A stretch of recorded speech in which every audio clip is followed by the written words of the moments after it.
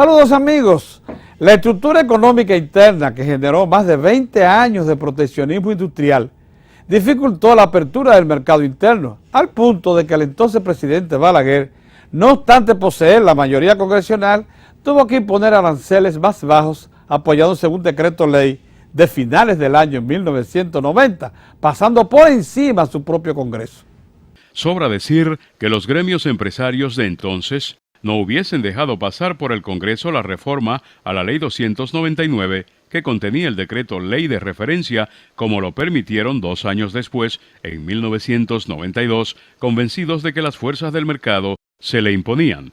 Con frecuencia se dice que el modelo de desarrollo dominicano es de origen altagraciano, o sea, impuesto por la alta divinidad de la Virgen de la Altagracia, considerada la protectora del pueblo dominicano, y si estos misterios han estado presentes, lo hicieron en coyunturas específicas que obligaron a cambios trascendentales en la dirección económica de la nación.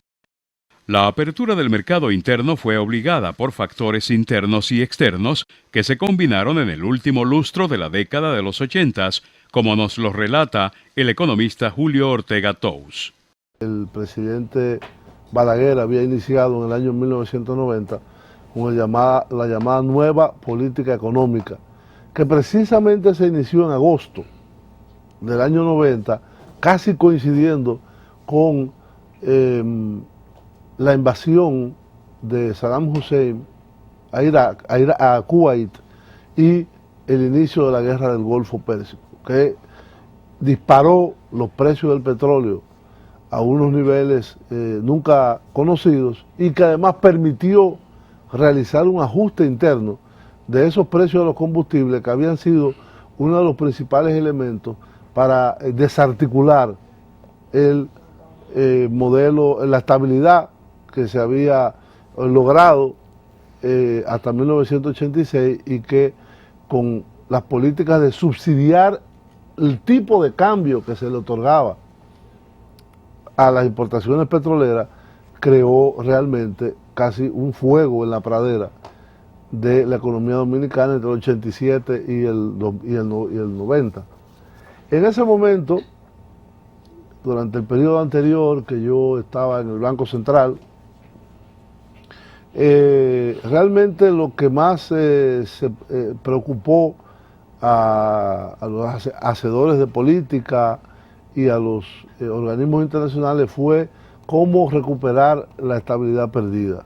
Recuérdate que en el año 90 hicimos casi fondo, con una inflación que llegó al 100%, con una devaluación masiva que pasó de 2.80 pesos en el 86 a 12 pesos en el año 90, que dejó el Banco Central sin reservas, que creó desabastecimiento de combustibles, el sistema eléctrico colapsó.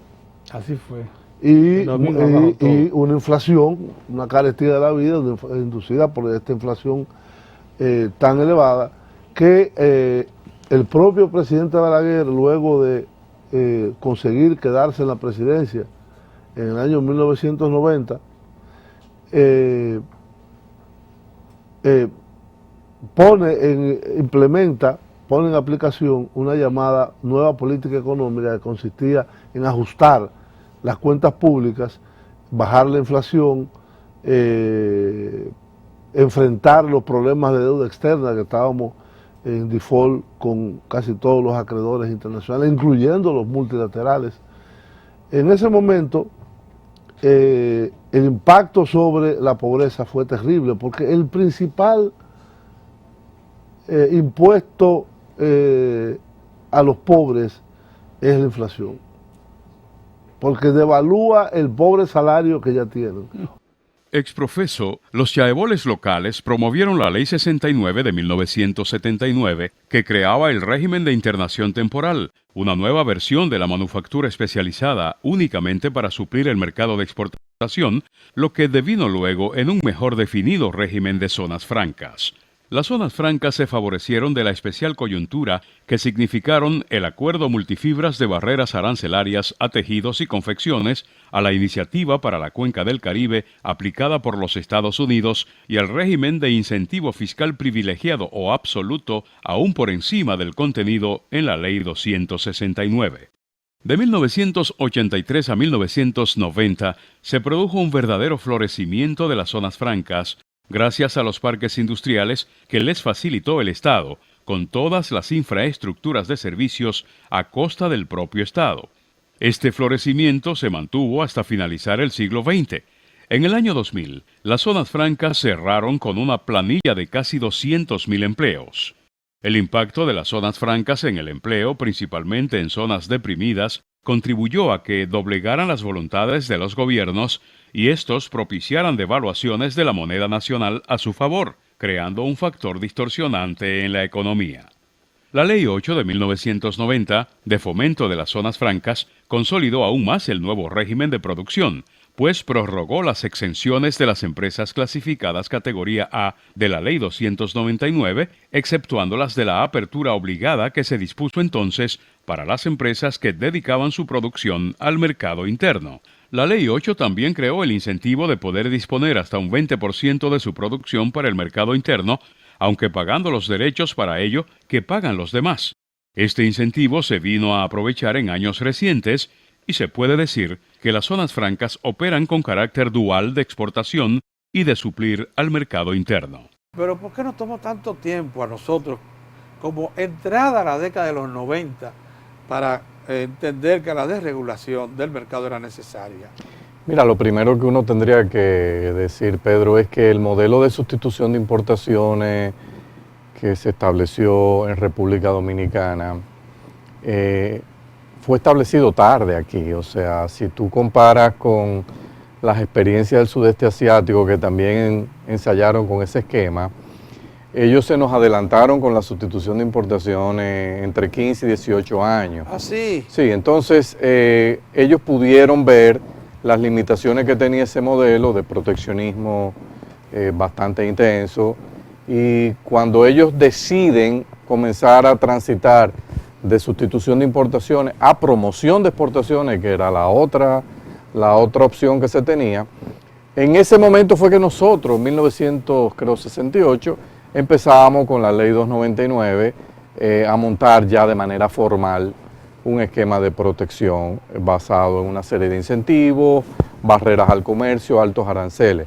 O sea, cuando ellos salían, nosotros entrábamos. Así es. Entonces, se fueron creando capitales en el país. No hay duda de que la Ley 299 permitió un proceso de acumulación de capital interesante en el país.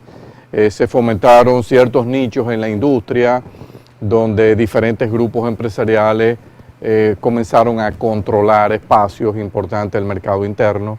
Gracias a la barrera arancelaria y no arancelaria, ellos disfrutaron durante un buen tiempo de altos niveles de protección. Eso les permitió acumular, y esa situación de beneficios adquiridos, de intereses creados, hasta cierto punto fue convirtiéndose en una especie de barrera para que en un futuro se pudiesen hacer reformas, porque desmontar intereses en cualquier sociedad, hacer reformas que alteren el esquema de distribución de renta, obviamente que es un proceso doloroso, es un proceso que tiene costos, y la clase política en el país tradicionalmente ha sido muy cuidadosa en cómo administra ese proceso de distribución de costos derivado de reformas. En algún momento muy dependiente.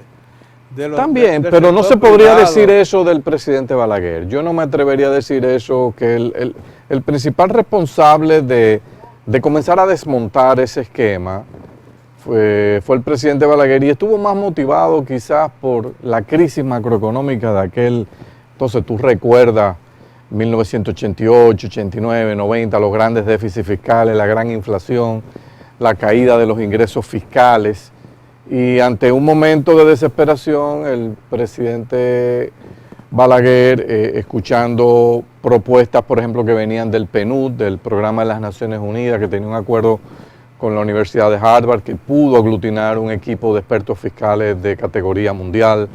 Recordarás también aquel griego Constantino Vaitsos que estuvo en el país, los tiempos de César Miquel.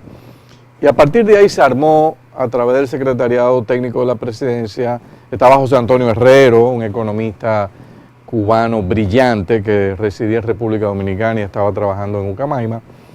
Lograron armar todo un esquema de reforma que comenzó con el desmonte de los aranceles en septiembre del año 90, con un decreto ley del presidente Balaguer. Yo recuerdo que estaba en Palacio ese día que el presidente Balaguer anunció eso, que eso iba por decreto, y tenía un industrial a mi lado que me decía, pero Andy, no entendí, ¿cómo que esto entra el 15 en vigencia ahora, el 15 de septiembre? Pero eso tiene que ir al Congreso. Digo, no, es que él está diciendo que lo va a pasar por decreto. En el fondo ellos saben que si lo meten al Congreso, eso se va a dilatar mucho tiempo ahí y no pueden esperar. Entonces, de manera administrativa van a iniciar con la reforma y después esperarán la aprobación. Pero eso es inconstitucional. Digo, puede ser, pero ya es una decisión que tomó el Ejecutivo. Sería bueno que ustedes le digan a él que eso es inconstitucional. Y ahí mismo se acabó la discusión porque no le iban a tocar ese tema. Después de todo, el golpe no era tan dramático porque no olvides que aunque los aranceles eran muy altos, aduana antes del decreto calculaba los impuestos sobre la base del 1 por 1. Ah, sí. Claro, entonces cuando se mete, cuando se mete la baja arancelaria, eso lo recuerda muy bien Kuki Giuliani, cuando se mete la baja arancelaria dramática, al mismo tiempo se metió en aduana la tasa de cambio del mercado libre para liquidar. Pero no satisfizo a Giuliani, porque Giuliani, a Héctor, sí, que esperaba una mejor repercusión. Bueno, pero las recaudaciones, tú recuerdas que volaron, o sea, sí, el presidente Balaguer se sintió muy contento porque la reforma arancelaria, en vez de tumbarle las recaudaciones, se la aumentó, le ayudó a reducir el déficit fiscal. La inflación se dio. En esos momentos, yo creo que ya, no sé si estaba ya Toral en el Banco Central, no recuerdo, pero creo que sí, que estaba. Era horroroso todo el movimiento inflacionario que se crea desde mediados de 89 hasta casi todo 90, sí, hasta que se produce esa acción. Y cuando uno ve, pasado el tiempo ya, uno tiene que reconocer primero que muchas industrias nuestras, quizá en un principio con mucho temor, pero con el tiempo se fueron acomodando a las nuevas reglas, fueron mejorando la calidad de la presentación de sus productos, aumentaron la variedad, crearon divisiones de comercialización interesantes, donde formaron alianzas estratégicas con multinacionales para ellos traer parte de los productos que antes envasaban aquí o producían aquí, lo traían directamente, y entonces hicieron una mezcla interesante y lograron los grupos industriales grandes preservar posiciones porque tenían unas enormes ventajas de los canales de comercialización y distribución, y le sacaron rentas ahí bien hechos. O sea, además de que hicieron contacto con las transnacionales grandes y recibieron refuerzos gerenciales, sí, que se instalaron aquí, claro, y comenzaron a hacer apreciación más directa del mercado. Y el consumidor, como tú bien dices, se benefició, hubo bajas de precios sustanciales, calidad y precio, calidad, variedad, una mejor atención.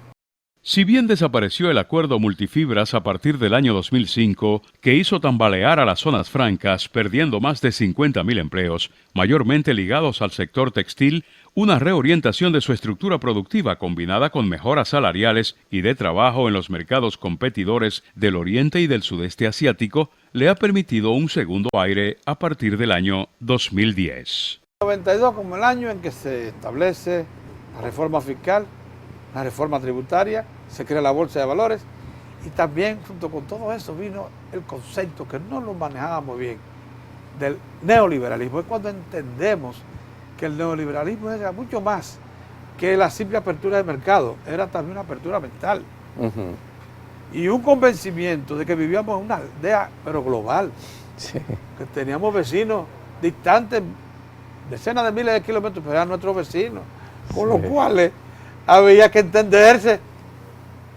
¿No es así? Sí, mira, el tema del neoliberalismo, yo recuerdo que cuando yo estudié en Nueva York, yo estudié en Santo Domingo y después me fui a hacer la maestría y el doctorado de la Universidad de Columbia, Nueva York.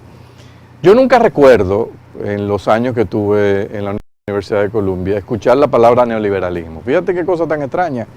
Eso allá no, como que eso no existía. De regulación, sí. No, no. Apertura de bueno, mercado, sí. Sí, eso sí, pero el término neoliberalismo, cuando yo llego a República Dominicana y empiezo a escuchar esto, que el neoliberalismo, y digo, Sí, pero ¿y bueno, qué es lo está que es el bien. neoliberalismo? O sea, déjame tratar de Sin ver, pues, embargo- esto parece que es un fantasma, y yo era el padre. Y ya- Lo grande es que yo era el padre de una criatura que yo no entendía lo que era. Digo, no, yo tengo que Por demás entender. era un demonio. O el con demonio. Con respecto El demonio. al establecimiento. Exacto, digo, déjame ver qué es lo que es el ¿Qué es animal porque yo no lo... Y cuando empiezo a ver, no, que esto es el consenso de Washington.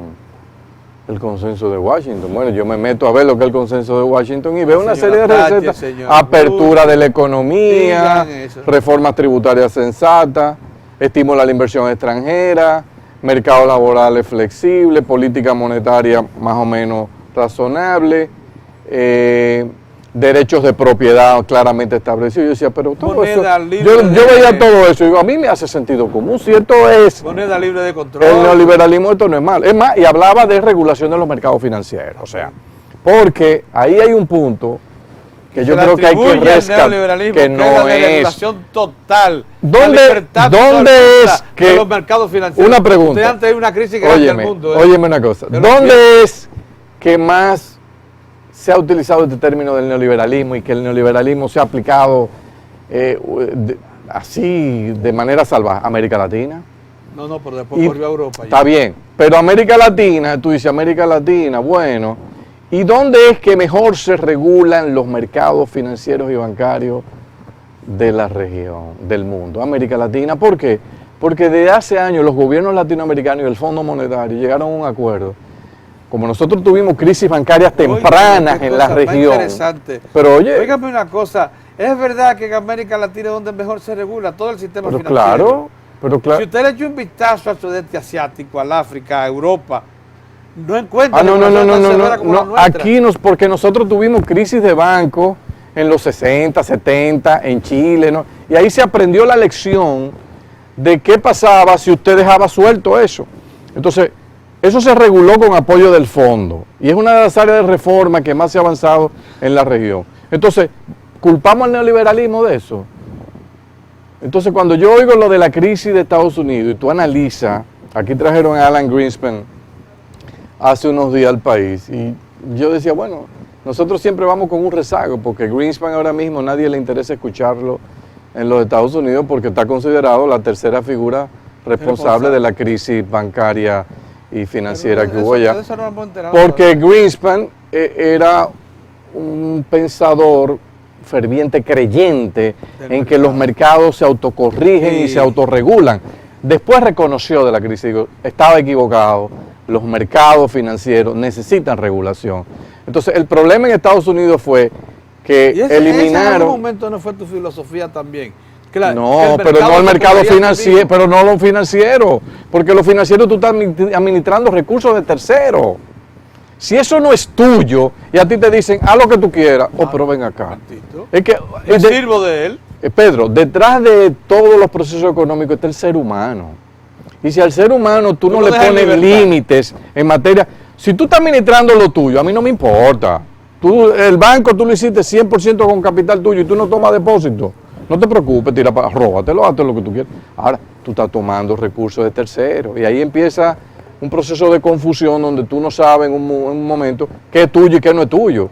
Y eso fue lo que pasó, por ejemplo, aquí en la crisis del 2003, que durante años vimos bancos donde los dueños de esos bancos se estaban apropiando no solo del capital que ellos metieron, sino del que metieron los depositantes. Entonces yo creo que ese es un punto que hay que tener en cuenta. Lo otro es que en Estados Unidos, que la gente dice, el neoliberalismo provocó en Estados Unidos esa crisis. Mire, ya vimos que el problema de la regulación no tiene que ver con una posición que si tú eres liberal o no, es que era una concepción más profunda todavía, que era la del grupo de Greenspan, discípulo de Ayn Rand, una filósofa que creía en eso, que el ser humano había que dejarlo al libre albedrío, y promovieron una desregulación total. Pero aparte de eso, el gobierno norteamericano, desde los tiempos de Clinton, y no se puede olvidar, a través de Freddie Mac y Fannie Mae, las dos grandes financiadoras de hipoteca, comenzaron a empujar que había que prestar a cualquier costo al sector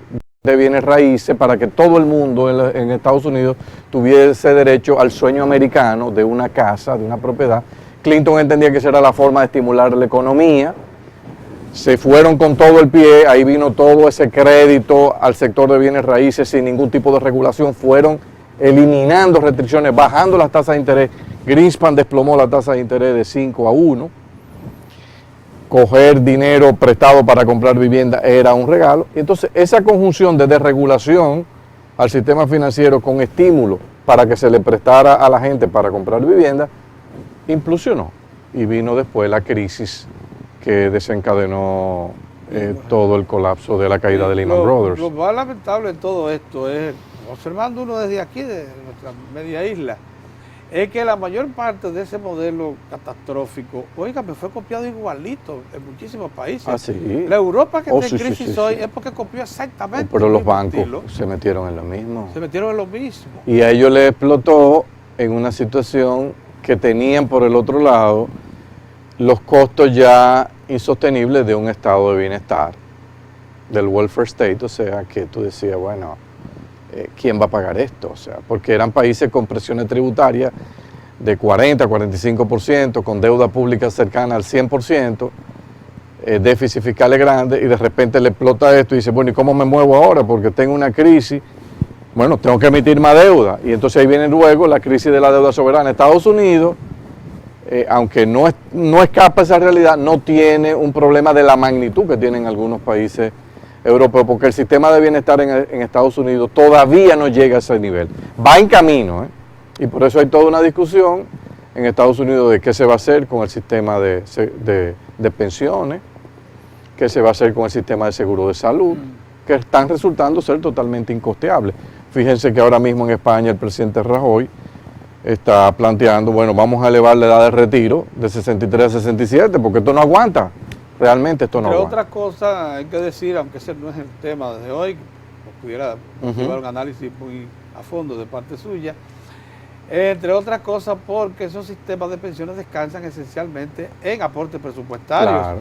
Y no se ha procurado como el de aquí y como el exitoso chileno, de capitalización individual y que sea reproductivo en claro, sí mismo. Y si cayó el rendimiento, cayó, y si subió, bueno, subió. Chile se asustaron mucho con la crisis del 2008, porque muchas de las acciones, como tú decías, hay mucho dinero de los fondos de pensiones invertido en acciones, no solo de empresas locales, sino Chile permite que parte de los fondos de pensiones puedan comprar bonos extranjeros y algunas empresas clasificadas AAA. Ellos son en eso más abiertos. Y es un mecanismo que tienen para evitar la apreciación de la moneda, que es un problema que ellos enfrentan. Pero en ese momento bajaron los valores de los fondos de pensiones y mucha gente dijo, ay, me va a caer mi pensión. Pero ya se han recuperado. En la Estrategia Nacional de Desarrollo 2010-2030 se establece que el tamaño reducido del mercado interno y la desigual distribución del ingreso le establecen fuertes límites a la capacidad de crecimiento de la industria nacional. Nosotros agregamos a este planteamiento el hecho cierto de que después de 20 años de existencia de la Bolsa de Valores de Santo Domingo, la manufactura nacional no ha sabido utilizar en forma extensiva este instrumento de financiación. Un planteamiento recurrente en los últimos tiempos por parte de los líderes empresariales es el de que los servicios, el sector que con mayor velocidad crea empleos en los últimos tiempos, no ofrecen empleos firmes, de calidad, que garanticen el mantenimiento de los puestos de trabajo creados por este sector, el más activo de la economía de los últimos años. Hay un asuntito, sin embargo, que nos queda por ver, y ese sí es un planteamiento persistente ya de los grupos empresarios tradicionales del país. Ellos dicen que nuestro empleo no es de calidad, que en un 50-56% es un empleo de mano de obra que no es firme, que puede variar, que está ligada a servicios, vamos a hablar claro, y que de turismo y todos sus agregados de servicios, esos no son empleos de calidad. ¿Qué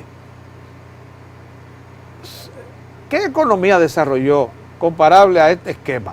Lo primero que yo creo que debe decirse es que 56% de informalidad tienen Colombia y México, y otras naciones grandes. Guatemala, Centroamérica. ¿No? Y que Ecuador y Perú tienen un 70% de informalidad, y sin embargo se le consideran naciones en crecimiento. Sí. Pero bueno, no es eso lo que quiero decir.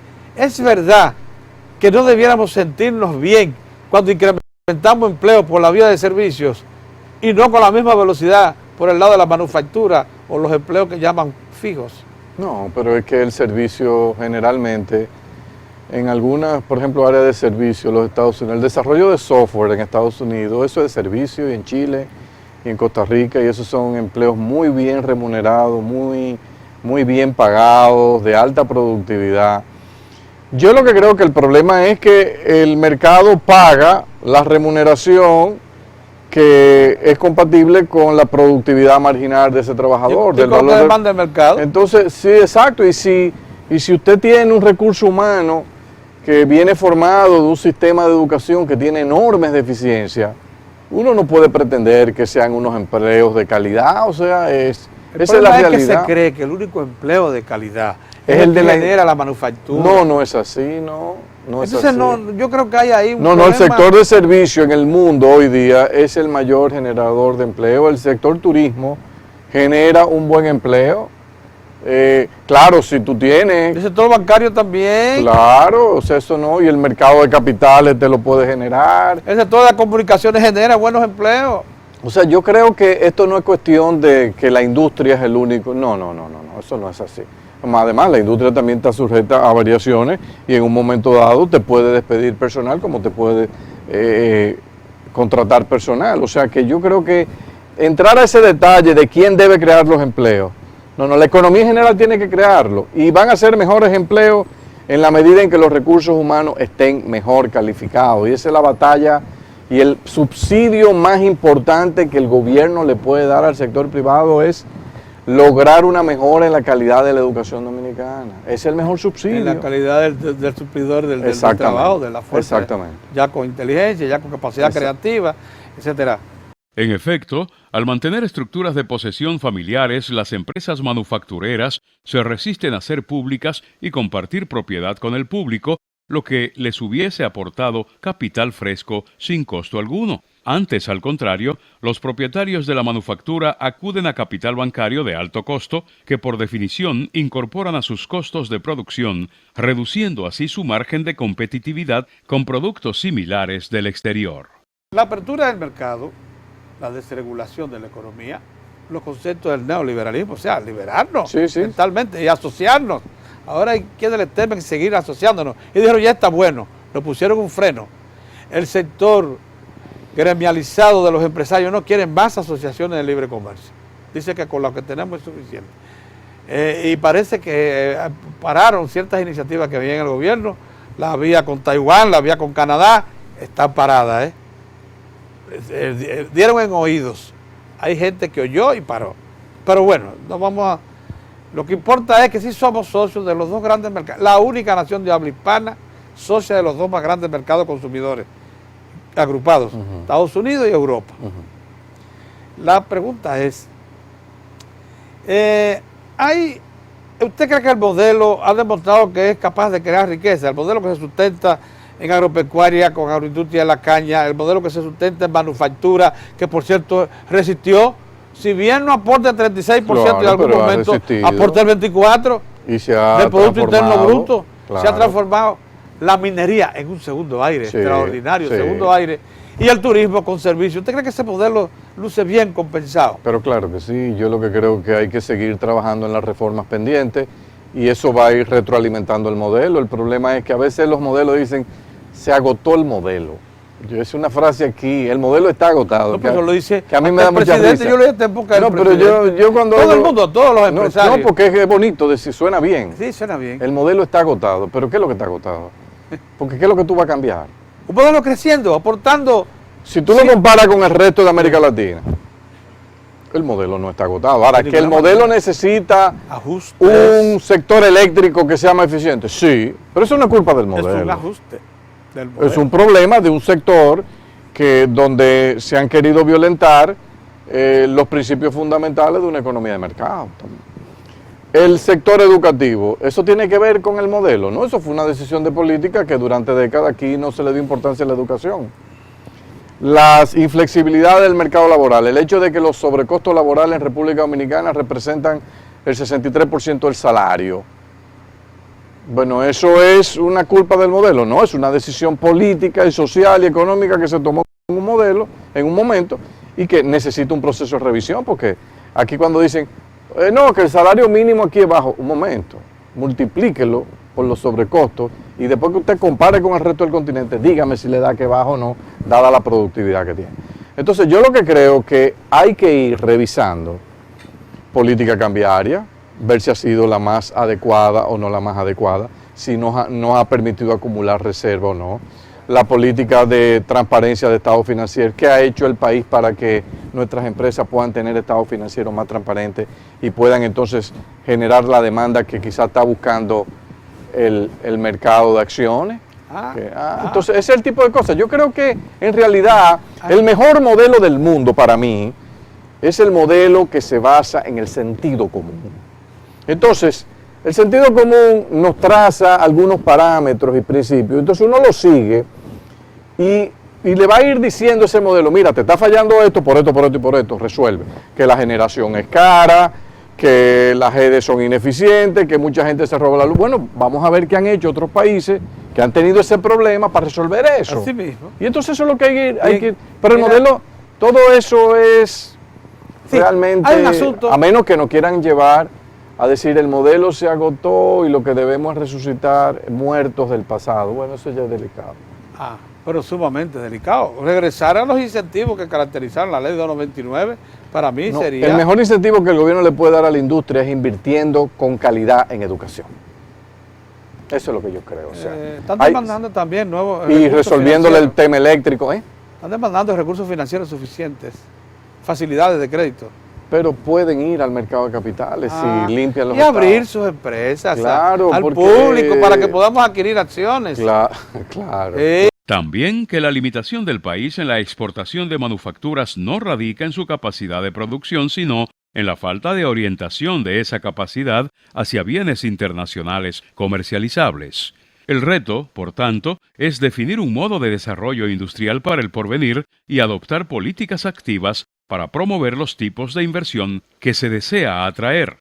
El modelo de desarrollo dominicano, que se sustenta, como ya se ha dicho, en primer lugar, en la agropecuaria relanzada con la agroindustria de la caña y de otros productos del agro como el tomate, los cítricos y muchos otros frutales, granos, palma africana y otros más. Un modelo que también se soporta en la todavía firme manufactura para el mercado interno y exportación y en zonas francas redivivas y diversificadas. Con un tercer sector que como el turismo es motor que impulsa los servicios de comercio, bancarios, telecomunicaciones, transporte aéreo y marítimo, el modelo de desarrollo económico dominicano ha venido ahora a ser reforzado por la minería con calidad mundial. El comercio ha estallado de forma tal que las plazas comerciales de Santo Domingo y ciudades como Santiago se asemejan a las más avanzadas y atractivas de cualquier otra nación latinoamericana. Por de pronto, son las más bonitas y mejor suplidas de Centroamérica y el Caribe, agregando un incentivo de calidad a los casi 5 millones de extranjeros que nos visitan. La minería vino por sus fueros, cuando la creíamos prácticamente desaparecida. Hay que reconocer que hasta el año 2004 aquí solo estaba activa. Falcon Bridge venía de crecimiento, había desaparecido ya Rosario, no existía, y ahora tenemos 4 mineras activas. Está Corporación Minera Dominicana Cerro Maimón, extrayendo cobre y exportando cobre a China. También oro y plata, pero en segundo orden. Tenemos a Barrick Gold y Gold Core explotando oro y plata. Está pendiente de incorporar cobre y zinc, que lo tiene en cantidades enormes. Está Falcon Bridge en un 50%, pudiera llegar a un 100% si le dan Loma Miranda, que lo necesita. 15% nada más de Loma Miranda es lo mineralizado. Y está también una minera en la antigua presa de Colas de Rosario, una minera australiana que está extrayendo de ahí 850,000 onzas de oro y 5 millones de onzas de plata en las lagunas. De manera que tenemos 4 mineras activas. ¿Llegó el sector turismo para quedarse por un buen tiempo? ¿Minero? Sí, el sector minero. Sí, yo pienso que sí. Yo creo que al igual que, quizás no tanto como Perú y Chile, que son 2 potencias mineras sin precedentes en la reunión, pero nosotros tenemos un gran potencial. Bueno, en oro somos octavo mundial Claro.